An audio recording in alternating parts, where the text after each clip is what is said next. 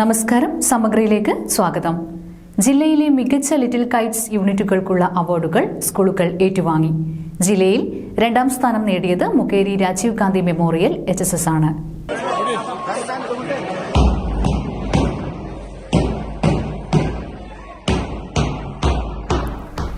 ജില്ലയിലെ മികച്ച little Kites യൂണിറ്റുകൾക്കുള്ള അവാർഡുകളിൽ 2ാം സ്ഥാനം നേടിയത് മുക്കേരി രാജീവ് ഗാന്ധി മെമ്മോറിയൽ HSS സ്കൂളാണ്. 25,000 രൂപയുടെ ക്യാഷ് അവാർഡും ശില്പവും പ്രശസ്തി പത്രവുമാണ് ലഭിച്ചത്. വളരെയധികം സന്തോഷവും അതുപോലെ തന്നെ അഭിമാനവും തോന്നിയ ഒരു സമയമായിരുന്നു ഈ അവാർഡ് വാങ്ങുന്ന സന്ദർഭം.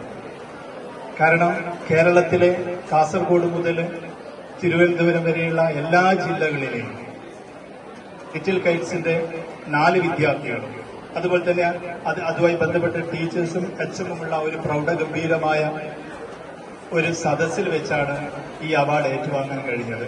കാരണം നിയമസഭാ മന്ദിരത്തിനുള്ളിൽ തന്നെയുള്ള ഓഡിറ്റോറിയത്തിൽ അതൊക്കെ കാണാനുള്ള ഒരു ഭാഗ്യം, കാരണം എപ്പോഴും നമുക്കത് കാണാനുള്ള അവസരം ലഭിക്കില്ല.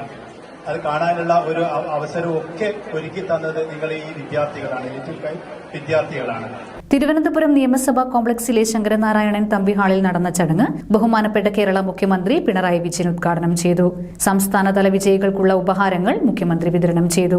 പൊതുവിദ്യാഭ്യാസ തൊഴിൽ വകുപ്പ് മന്ത്രി വി ശിവൻകുട്ടിയാണ് ജില്ലാതല പുരസ്കാരങ്ങൾ വിതരണം ചെയ്തത്.